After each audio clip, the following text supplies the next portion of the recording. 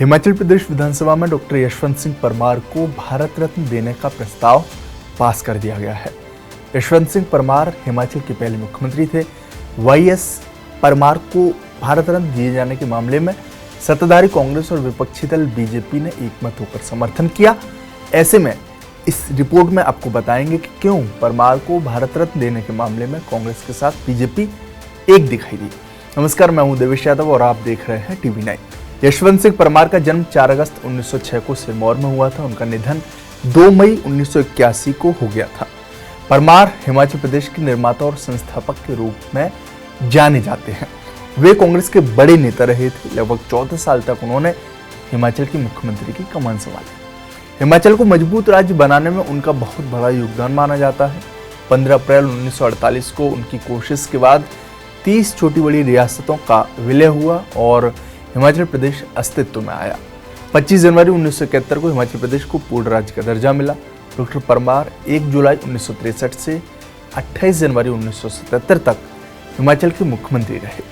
इस दौरान उन्होंने कई ऐतिहासिक फैसले लिए। उन्होंने हिमाचल में सड़कों के विस्तार को महत्व दिया। उनका मानना था कि प्रदेश की सड़क भाग्य की रेखा होती है और इन्हीं के जरिए हिमाचल विकास की राह पर आगे बढ़ेगा। उन्होंने सिखाया कि हिमाचल की पहचान सबसे ऊपर है। लिहाजा उन्होंने धारा 118 भी लागू की। इसके तहत बाहरी राज्यों के लोग हिमाचल में जमीन नहीं खरीद सकते। इसका उद्देश्य था कि पहाड़ी प्रदेश के कम जमीन वाले लोग अपने किसानों की जमीन सुरक्षित रख सकें। परमार को भारत रत्न देने की मांग वाला प्रस्ताव पास होने के बाद हिमाचल प्रदेश के मुख्यमंत्री सुखविंदर सिंह सुक्खू ने सोशल मीडिया पर पोस्ट किया है। उन्होंने लिखा है कि डॉक्टर यशवंत सिंह परमार जी आधुनिक हिमाचल के निर्माता और हमारे आत्मसम्मान के प्रतीक थे। उन्होंने हमें ये सिखाया कि हिमाचल की पहचान सबसे ऊपर है। हमारे संसाधनों पर पहला हक हिमाचल वासियों का है और हमारी संस्कृति को सुरक्षित रखना ही हमारी असली ताकत है।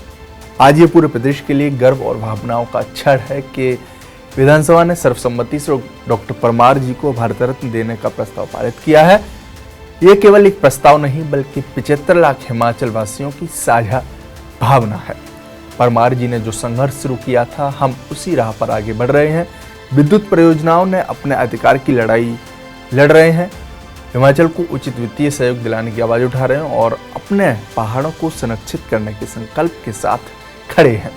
अब समय है कि केंद्र सरकार इस ऐतिहासिक प्रस्ताव का सम्मान करे और डॉक्टर परमार जी को भारत रत्न देकर उनकी अमर विरासत को नमन करे और उनके विचारों का सम्मान करते हुए हिमाचल को उसका उचित हक दे।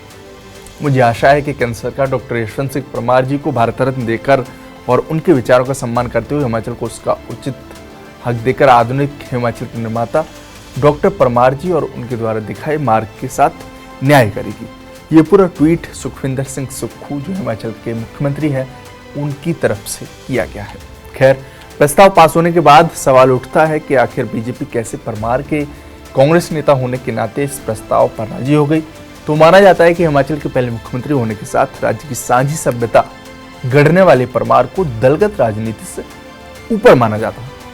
यही वजह है कि बीजेपी ने उन्हें भारत रत्न देने वाले प्रस्ताव का समर्थन किया है। इसके अलावा कहा जाता है कि परमार का आधा परिवार कांग्रेस में है तो आधा बीजेपी में। इस लिहाज से भी बीजेपी ने उन्हें भारत रत्न देने को लेकर सहमति जताई है। बाकी इस रिपोर्ट पर आपकी क्या राय है, हमें कमेंट बॉक्स में जरूर बताएं। साथ ही हमारे चैनल को सब्सक्राइब करना ना भूलें। शुक्रिया।